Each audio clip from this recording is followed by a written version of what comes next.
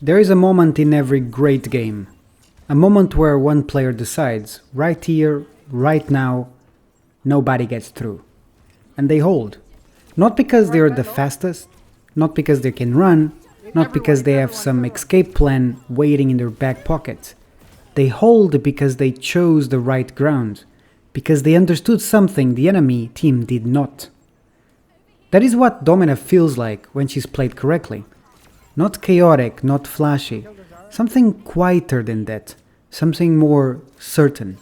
She does not chase, she does not escape. She simply makes the enemy come to her, and then makes them regret it. This is the complete guide to understanding her. Every ability, every decision, every moment where she turns a choke point into a fortress. So let's begin. Before you can master her, you have to understand what she was built to be. She's not a brawler. She is not meant to charge forward and absorb punishment at close range. That is not her story. She's a poke tank, a controller of space, a hero whose power lives not in what she can do up close, but in how far her reach extends before the enemy even realizes they are in danger. Her primary fire, Photon Magnum, carries the longest beam range in the entire game, 25 meters. She outranges every tank in Overwatch except Orisa Mauga and Ramatra in Omnic form. Think about what that means. It means she wins before the fight reaches her. She chips, she pressures, she forces decisions from a distance that most heroes cannot even threaten. But that range, that beautiful devastating range, only works if the distance is maintained. The moment enemies close the gap, everything changes. Dive heroes reach her, brawl tanks get into melee range, and without any mobility ability, not a single one, she cannot escape what she had let get too close. That is the heartbeat of every decision you will make with this hero. Control the distance, protect the range, let them come to you, but never let them arrive. Everything that follows builds on that single truth. Every weapon tells a story about the person who carries it. Photon Magnum tells you exactly who Domina is. It does not spray, it does not explode, it reaches, steady and precise across distance that make enemies feel exposed in places they thought they were safe. The beam tracks, the burst at the end closes the case. But the way you use it is everything. You do not stand in the open and trade damage like a brawler. You peek from behind cover, you let the beam connect. You wait for the high impact burst to fire, and then you disappear back into safety before they can answer. In, fire, gone. We call this strat the jiggle pick.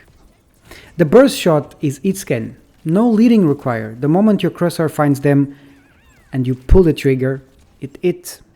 Enemies hiding just behind their tank, thinking distance protects them, find out otherwise. Distance never protects anyone from Domina. She does not just fight, she builds. Every time the barrier array goes down, Domina is constructing something, a line, a boundary, a statement about who controls this space.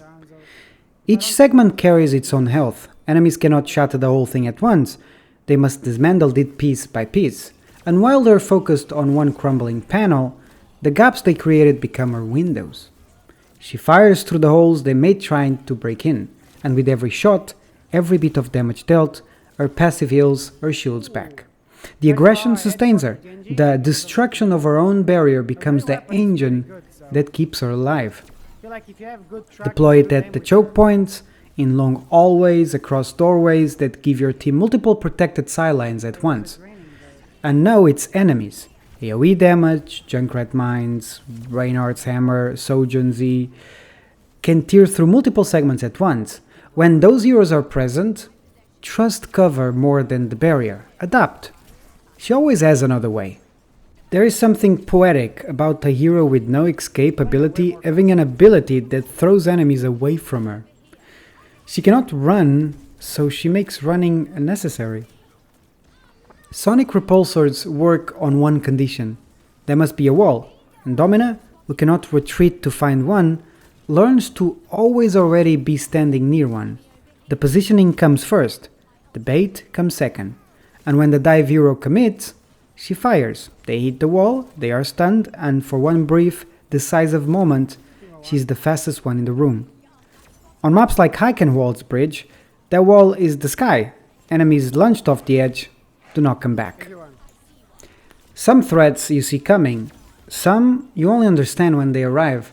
Crystal Charge is the second kind. It has nearly infinitive range, 100 meters. It can be thrown the moment enemies appear on the horizon, before they are anywhere close to beam range. The damage starts before the fight does. And it passes through barriers, through shields. An enemy Sigma hiding behind his shield finds out quickly that Crystal Charge does not negotiate with obstacles.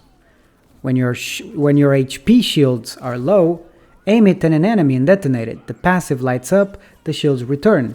She heals herself through aggression, not retreat. Float it over cover, around corners, into the choke where enemies are stacking. Let them choose between taking the blast or surrendering the space they were holding. Either outcome belongs to her. Every great general knows the fight is not won in the chaos. It is won in the moment you separate someone from the people protecting them. Panopticon does exactly that. The cage rises, the enemy is alone, and what happens next is not cruelty, it is consequence. The explosion scales with barrier health at expiration. A full health cage deals 300 damage. Most supports, Ana, Kiriko, the healers who kept their team alive all fight, cannot survive that moment. Trap the support, not the tanks. Road Dogg burns through the cage in seconds, but Ana has no tools to break it. Kiriko cannot escape it. They stand inside and take everything that follows. Keep attacking whoever is inside. Chip them down. The explosion finishes what the targeting began. And the moment that cage closes, team fight is already decided. The rest of the team just has not realized it yet. So when it comes to the perks, two choices, both meaningful. For the minor perk, Extended Power. 5 additional meters on your beam range. It sounds simple, but at that range, the squishy heroes hiding behind their tank, whose thought distance made them invisible, suddenly find themselves in range of something they cannot see coming. Ignore the tank entirely, find the soft targets, reach them before they understand what is happening. Now, if they do have a lot of dive, you can always pick the other one, which basically gives extra shields and the passive of regenerating your health starts right away. For the major perk, Disruptive Detonation, Crystal Charge now slows and hinders every enemy caught in this blast. Tanks approaching through the choke, slow to a crawl. Supports trying to retreat find their legs no longer cooperative. Detonate it between two enemies when possible. Let the slowness do what the barrier started. Control the pace of everything. And once again, if you're getting dove, you can pick the other one, which is amazing, which stuns people into walls with 100% more damage into the stun. Okay, let me start by saying also that she can work in every map in my opinion, but she does not belong everywhere, if that makes sense. And knowing where she thrives is the final piece. Havana, Junkertown, Midtown, long corridors, strong choke points, maps that reward patience and punish impatience. On these maps, her barrier does not just protect, it dominates. The whole corridor belongs to her team. Enemies must dismantle her architecture piece by piece just to earn the right to approach. On tighter maps, New Junk City and so, the closed quarters make space harder to maintain. On high ground maps like Gibraltar and Umbani, dive heroes find angles she cannot cover. Those fights require more caution, more dependence on cover, more awareness of what is coming from above, or from the sides. The heroes who stand beside her best are Sojun, Ash, Baptist, range threats who share her vision of sight, who benefit from the shield she raises, who punish the same enemies she's already pressuring. And her greatest enemies are the ones who close the distance. Bastion and Junkrat to shred her barrier before she can sustain it, Sombra and Tracer who bypass it entirely, Reynard and Zarya at close range.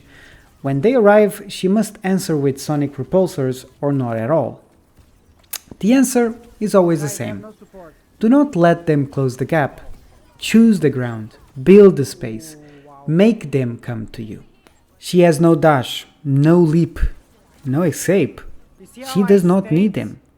Because the players who truly understand her have already decided, before the fight begins, exactly where they will stand, exactly what they will control, exactly who is walking into what. She holds, she builds, she reaches further than anyone expects. And when the cage closes, the fight was already over. That is Domina. If you have any doubts or you need any help with anything specific that you might have, any weakness that you might encounter playing her, feel free to comment down in the section below.